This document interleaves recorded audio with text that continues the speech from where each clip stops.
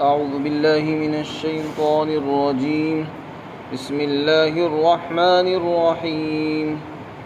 لقد حق القول على أكثرهم فهم لا يؤمنون. إنا جعلنا في أعناقهم أغلالا فهي إلى الأذقان فهم مقمحون. وجعلنا من بين أيديهم سدا ومن خلفهم سدا فأغشيناهم فهم لا يبصرون. وسواء عليهم أأنذرتهم أم لم تنذرهم لا يؤمنون. إنما تنذر من اتبع الذكر وخشي الرحمن بالغيب فبشره بمغفرة وأجر كريم. إنا نحن نحيي الموتى ونكتب ما قدموا وآثارهم وكل شيء أحصيناه في إمام مبين. یقیناً ان میں سے اکثر لوگوں کے اوپر یہ بات ثابت ہو گئی ہے کہ وہ ایمان نہیں لائیں گے، اور یہ بات بھی واقعی ہے، یقینی ہے کہ ہم نے ان کی گردنوں کے اندر طوق ڈال دیے ہیں جو ان کی ٹھوڑیوں تک پہنچ رہے ہیں، جس کی وجہ سے ان کے سر اور آنکھیں اوپر کو ہی رہتے ہیں، نیچے کو نہیں جھکتے ہیں. اور ہم نے ان کی آگے بھی ایک آڑ بنائی ہے اور ان کے پیچھے بھی ایک آڑ لگا دی ہے، اور ہم نے ان کو اس طرح ڈھانپ دیا ہے کہ ان کو نظر نہیں آتا. اور ان کے لیے یہ دونوں باتیں برابر ہیں کہ آپ ان کو ڈرائیں یا آپ ان کو نہ ڈرائیں، وہ ایمان لانے والے نہیں ہیں. آپ تو اسی کو ڈرا سکتے ہیں جو نصیحت کے اوپر چلے اور اس کا اتباع کرے اور رحمان سے بغیر دیکھے ڈرتا ہو. آپ اس شخص کو مغفرت کی اور عزت کے اجر و ثواب کی خوشخبری سنا دیجیے. یقیناً ہم ہی مردوں کو زندہ کریں گے اور ہم وہ تمام اعمال لکھ رہے ہیں جو انہوں نے آگے بھیج دیے ہیں، اور ان اعمال کے اثرات اور نشانات کو بھی لکھ رہے ہیں، اور ہر چیز ایک واضح کتاب کے اندر ہم نے جمع کر دی ہے.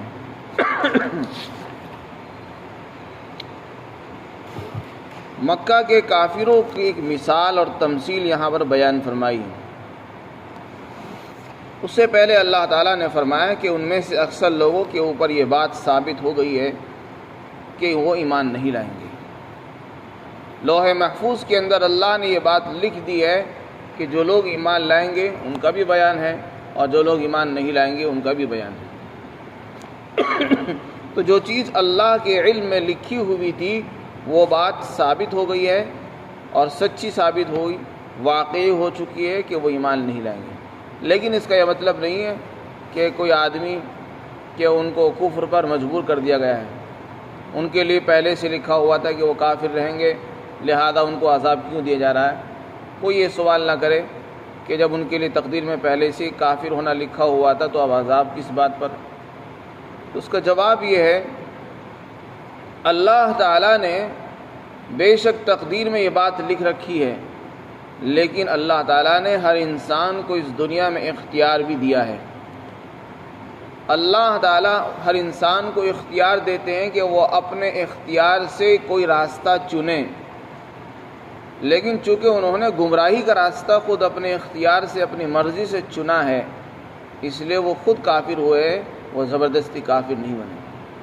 کیونکہ اللہ نے اس دنیا میں امتحان کا موقع دیا ہے، یہ امتحان کی جگہ ہے.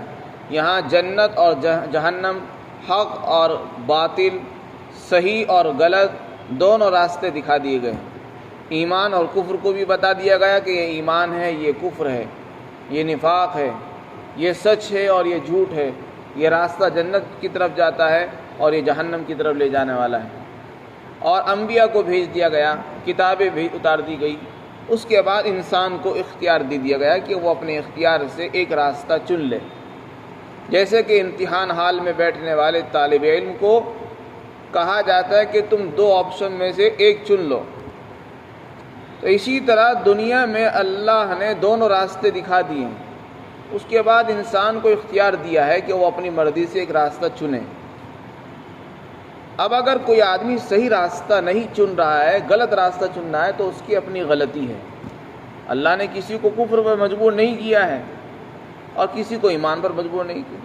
ہر انسان اپنی مرضی سے کفر کا راستہ اختیار کر رہا ہے اور ہر انسان اپنی مرضی سے ایمان کا راستہ اختیار کرتا ہے۔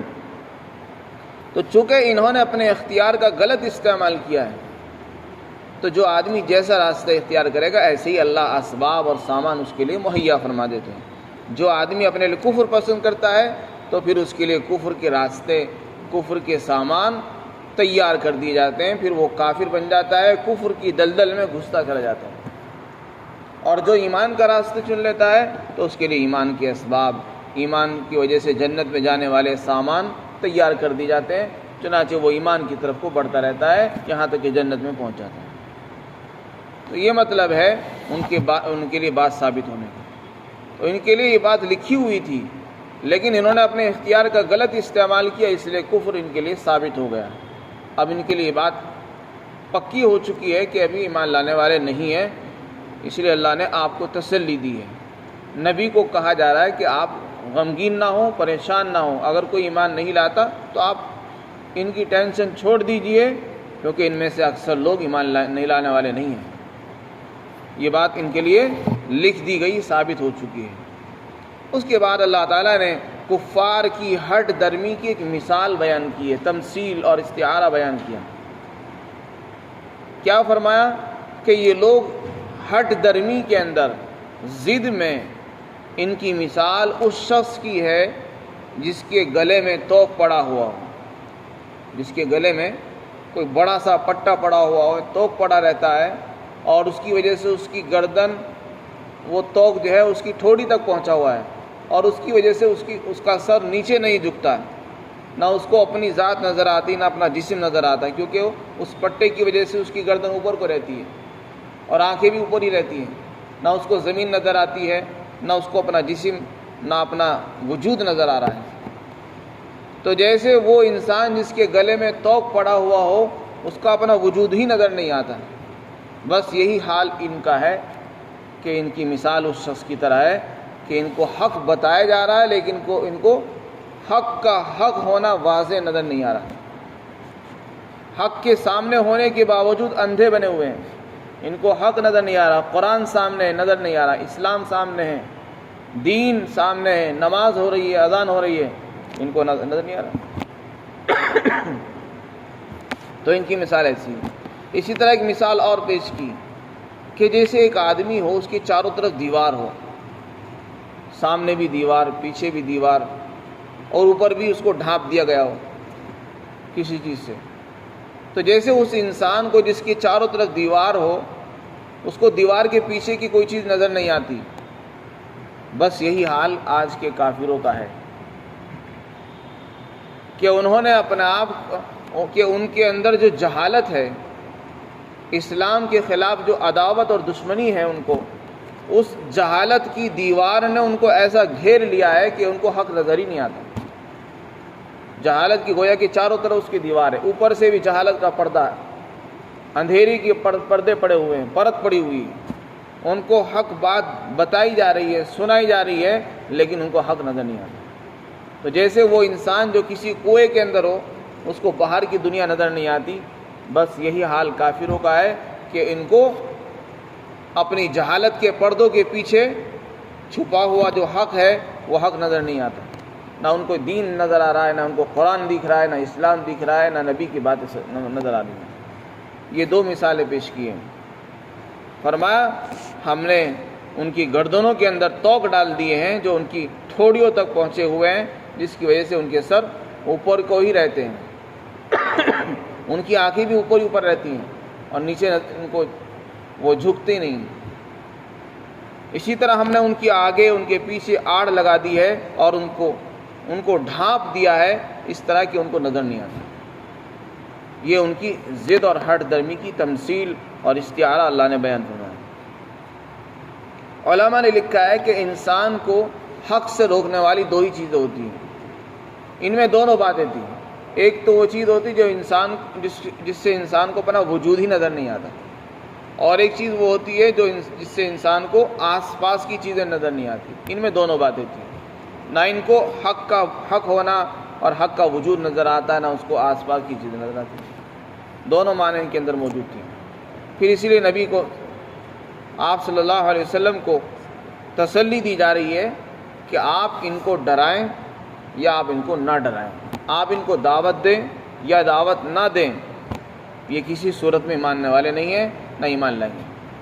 لیکن اس کا یہ مطلب نہیں ہے، نبی کو یہ نہیں کہا جا رہا کہ آپ اپنی دعوت چھوڑ دیں، نہیں، نبی کا تو کام ہے آپ کام کرتے رہیں۔ یہ تو ایک مثال بتائی جا رہی ہے کہ ان کے لیے یہ بات طے ہو چکی ہے کہ ایمان نہیں لائیں گے، بس آپ کو تسلی دینا مقصود ہے کہ اگر آپ کی دعوت سے، آپ کی محنت سے یہ لوگ نہیں مان رہے ہیں تو آپ پریشان نہ ہو، گھبرائیں نہیں۔ فرمایا آپ کی انذار، آپ کی دعوت، آپ کی محنت کا اثر اس پر ہوگا جو آدمی حق پر چلنا بھی چاہتا ہے، جو نصیحت کی بات کو دل کے کانوں سے سنتا ہے۔ جو آدمی سننا ہی نہیں چاہتا اس کو کیسے ہدایت ملے گی؟ ہدایت اس کو ملتی ہے جس کے اندر طلب ہے، تڑپ ہے، شوق ہے، حق کی تلاش ہے، تو وہ حق کی تلاش میں در در پھرتا ہے، لوگوں سے معلومات کر رہا ہے، تحقیقات کر رہا ہے، تو اس کو حق دکھ ہی جاتا ہے۔ جس نے آج تک حق کو تلاش نہیں کیا اس کو حق کیسے نظر آ جائے گا؟ اسی طرح فرمایا جس کے دل میں رحمان کا ڈر ہوگا، بغیر دیکھے اللہ سے ڈرتا ہوگا، اس نے رحمان کو دیکھا نہیں لیکن رحمان کا ڈر اور خوف اس کے دل میں بیٹھا ہوا ہے اور وہ نصیحت پر چلنا چاہتا ہے، تو آپ کی نصیحت اور آپ کی دعوت ایسے لوگوں کے اندر مؤثر ہوگی۔ فرمایا ایسے لوگوں کو آپ خوشخبری سنا دو کہ ہم نے ان کے گناہوں کو بخش دیا ہے، ان کے گناہ معاف ہو جائیں گے۔ اسی طرح فرمایا ان کو عزت کا اجر و ثواب دیا جائے گا، وہاں جو اجر ملے گا اس میں عزت ہوگی۔ آگے ارشاد فرمایا کہ انا نحن نحیی الموتى، ہم ہی مردوں کو زندہ کریں گے۔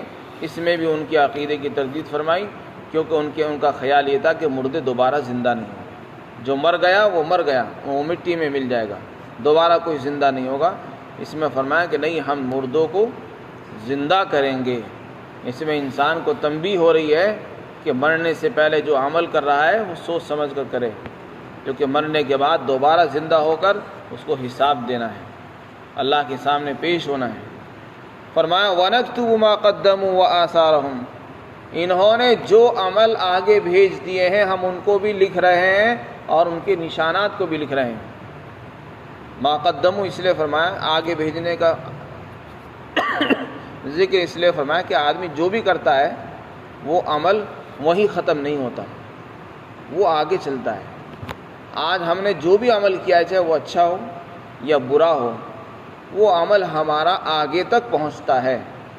ایسا نہیں کہ بس وہ ہم نے کیا اور ختم ہوا، نہیں، اس کو فرشتے ریکارڈ کرتے ہیں، لکھتے ہیں، قیامت کے دن وہ کھلے گا اور اس پر پھر فیصلہ ہوگا، اجر و ثواب، یہ جزا اور سزا اس پر دی جائے گی۔ یہ مطلب ہے آگے پہنچنے کا، آگے بھیجنے کا۔ تو آج ہم جو بھی کر رہے ہیں وہ ہم کر کے آگے بھی بھیج رہے ہیں۔ اس میں انسان کو تنبیہ ہے اور سبق ہے کہ اس کو ہر عمل کو کرنے سے پہلے سوچنا چاہیے کہ میں کون سا عمل کر رہا ہوں۔ اگر اچھے عمل کرے گا تو وہ جنت کی باغ اور بہار بنیں گے، اور برے عمل کریں گے تو وہ آگ کے انگارے بن جائیں گے۔ اس لیے ہر عمل کو کرنے سے پہلے انسان کو ڈرنا چاہیے کہ اچھے اعمال کرے، برے اعمال سے اپنے آپ کو روک کر رکھیں۔ فرمایا ہم ان کے اعمال کو لکھ رہے ہیں، جو بھی یہ کر رہے ہیں، جو بھی آگے بھیجتے ہیں۔ تو اس میں یہ بتا دیا انسان جو بھی عمل کرتا ہے وہ لکھا جاتا ہے، اچھا ہو یا برا ہو۔ اس لیے کوشش کرنی چاہیے کہ ہم اچھے عمل کریں تاکہ وہ ریکارڈ ہوں۔ اسی طرح فرمایا وَآثَارَهُمْ، ہر عمل کا ایک نتیجہ اور ایک اثر ہوتا ہے۔ کسی آدمی نے کوئی عمل کیا، اس کے نتیجے میں لوگوں نے اس سے خوب فائدہ اٹھایا، لوگوں کو فیض پہنچ گیا، لوگوں کو بڑی مفید ثابت ہوا، تو وہ اس کا اثر اور نتیجہ ہوتا ہے۔ ہر عمل کا ایک اچھا نتیجہ ہوتا ہے، ایک برا نتیجہ ہوتا ہے۔ تو فرمایا وہ بھی لکھتے ہیں ہم۔ اس کی کیا مثال ہے؟ جیسے ایک تو عمل ہے کہ ہم نے نماز خود پڑھی، تو یہ تو ہمارا عمل ہوا، اور ایک یہ کہ ہم نے کسی کو نماز سکھا دی، ہم نے کسی کو سورہ فاتحہ یاد کرا دی، کسی کو نماز سکھا دی، تو ہمارا صرف ہمارا ہی ایک عمل نہیں ہے، ہمارے سکھانے کی وجہ سے وہ زندگی بھر نماز پر قائم ہو گیا، نماز پر کھڑا ہو گیا۔ تو جب تک وہ نماز پڑھتا رہے گا اس کی نمازوں کا ثواب اس سکھانے والے کے کھاتے میں بھی پہنچتا رہے گا اور اس کے ثواب میں کوئی کمی نہیں ہوگی۔ یہ مطلب ہے عمل کے اثرات کا، کہ ہم نے تو 1 گھنٹے کے لیے کسی کو عمل سکھایا، لیکن اس 1 گھنٹے کی محنت کا نتیجہ یہ ہوگا کہ زندگی بھر جب بھی وہ یہ عمل کرے گا اس کا ثواب اس سکھانے والے کو بھی دیا جائے گا۔ اس کو کہتے ہیں صدقہ جاریہ۔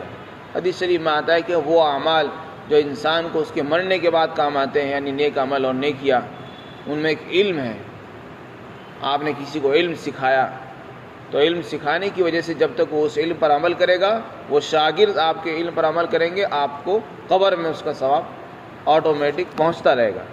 اسی طرح فرمایا آپ نے کچھ نہیں کیا، نیک اولاد چھوڑ دی، اپنی اولاد کو نیک بنا دیا، دیندار بنایا، بس وہ ان کی نیکی تمہیں فائدہ پہنچائے گی، تم چلے جاؤ گے دنیا سے، وہ جو بھی نیک عمل کریں گے ہر نیک عمل کا ثواب تمہارے کھاتے میں پہنچتا رہے گا اور ان کے عمل سے بھی کچھ کمی نہیں کیا جائے گا۔ اسی طرح فرمایا کہ کوئی نہر جاری کرا دی، مسافر خانہ بنوا دیا، اب اس میں لوگ آ رہے ہیں، ٹھہر رہے ہیں، قیام کر رہے ہیں، یا کوئی دسترخوان جاری کر دیا، کنواں کھودوا دیا، سمرسیبل لگوا دیا، کوئی بھی ایسا عمل کر دیا جس سے آنے والی نسلیں فائدہ اٹھا رہی ہیں اور اس سے لوگوں کو فیض پہنچ رہا ہے، مسجدیں بنوا دی، کوئی مدرسہ بنا دیا، کوئی یتیم خانہ بنا دیا جس میں لوگ آرام کرتے ہیں، پڑھتے ہیں، پلتے ہیں وغیرہ، کوئی بھی ایسا عمل کر دیا جس سے آنے والی نسلوں کو فائدہ پہنچتا ہو، وہ عمل کا اثر اور نتیجہ کہلاتا ہے۔ تو فرماتے ہیں وہ بھی ہم لکھتے ہیں۔ چنانچہ ایک حدیث میں آتا ہے، اللہ کے رسول نے فرمایا من سن سنۃ حسنۃ فلہ اجرھا واجر من عمل بها ولا ينقص من عمله شیء۔ فرمایا جس نے اسلام میں کوئی اچھا طریقہ جاری کیا، کوئی ایک اچھی روش ڈال دی، کوئی اچھا کام شروع کر دیا، فرمایا اس کو اس کے عمل کا تو ثواب ملے گا ہی، اب آنے والے جتنے بھی لوگ اس راستے پر چلیں گے ان سب کے عمل کا ثواب اس کو ملے گا۔ جیسے کسی آدمی نے کوئی راستہ شروع کیا، کوئی محنت شروع کی، اب اس محنت کا ثواب اس کو تو ملے گا ہی، اب جتنے لوگ اس محنت میں جڑیں گے، اس کام کے اندر جڑیں گے، اس راستے پر چلیں گے اور اس سے وہ اپنی زندگیاں بنائیں گے، ان کی اپنی اصلاح کرائیں گے، دین سیکھیں گے، ان سب کے عمل کا ثواب اس کے کھاتے میں لکھا جاتا رہے گا۔ اس کو صدقہ جاریہ کہتے ہیں۔ فرمایا اور ان میں سے کسی کے عمل سے کم بھی نہیں کیا جائے گا، ان کو پورا ان کے عمل کا ثواب ملے گا، لیکن اس کو بھی پورا ملے گا۔ اسی طرح فرمایا اگر کسی نے اسلام کے اندر کوئی برا طریقہ جاری کر دیا، مثلا گناہ کے اڈے کھلوا دیے، زنا کے اڈے کھلوائے، معصیت اور گناہوں کے مرکز اور سینٹر کھول دیے، تو اس کو اس گناہ کا عذاب تو ملے گا ہی، جتنے لوگ اس سینٹر میں، اس کلب کے اندر اور اس مرکز میں، اس اڈے کے اندر گناہ کریں گے، سب کے گناہوں کا وبال اس کے سر پر بھی رہے گا اور ان کے گناہوں میں سے کچھ بھی کم نہیں کیا جائے گا۔ تو یہ ہے صدقہ جاریہ۔ اچھے اثرات چھوڑنا، برے اثرات چھوڑنا، فرمایا یہ ہم بھی اس کو بھی لکھتے ہیں۔ تو آدمی ایسا عمل نہ کرے جس سے لوگ برے طریقے پر چلیں اور ان کے اعمال کا عذاب اور وبال بھی ہمارے کھاتے میں لکھا جاتا رہے، اس سے انسان کو بچنا چاہیے۔ فرمایا وَنَكْتُبُ مَا قَدَّمُوا وَآثَارَهُمْ، اور ہم ان کے اعمال کو لکھ رہے ہیں جو وہ انہوں نے آگے بھیج دیے، اور ان کے اعمال کے نشانات کو لکھ رہے ہیں۔ بعض علماء نے نشانات سے نشان قدم مراد لیا ہے، یعنی انسان جب نماز کے لیے مسجد چلتا ہے تو مسجد میں جانے کے لیے جو جتنے اس کے پیروں کے نشانات ہوتے ہیں وہ بھی لکھے جاتے ہیں نامہ اعمال میں۔ اور حدیث شریف میں آتا ہے کہ ہر ایک قدم پر ایک نیکی لکھی جاتی ہے۔ اگر آپ اپنے گھر سے مسجد جائیں گے اور 100 قدم چل کر آئیں تو ہر قدم پر ایک نیکی لکھی جاتی ہے۔ چنانچہ مسجد نبوی سے دور فاصلے پر ایک قبیلہ رہتا تھا، قبیلہ بنو سلیمہ۔ مسجد نبوی کے قریب جب کچھ جگہ خالی ہو گئی تو انہوں نے سوچا کہ ہمارا گھر اور محلہ بہت دور پڑتا ہے، وہاں سے آنے میں بہت دیر لگ جاتی ہے، انہوں نے چاہا کہ ہم بھی مسجد نبوی کے قریب اپنے مکانات بنا لیں تاکہ ہم جلدی سے مسجد میں پہنچ جائیں۔ رسول اللہ صلی اللہ علیہ وسلم کو جب اس کی اطلاع ہوئی تو آپ نے ان کو منع فرمایا کہ اے بنو سلمہ، تم اپنے محلوں میں رہو اور تمہارے نشانات قدم یہ بھی لکھے جاتے ہیں۔ آپ نے یہ بات فرمائی تو اس سے پتہ چلا کہ انسان کے جو نشانات ہیں وہ بھی لکھے جاتے ہیں، اسی طرح برے نشانات ہیں وہ بھی لکھے جاتے ہیں۔ فرمایا ہر چیز کو ہم نے ایک واضح کتاب کے اندر لکھ دیا ہے۔ اللہ تعالی ہم سب کو عمل کی توفیق نصیب فرمائے۔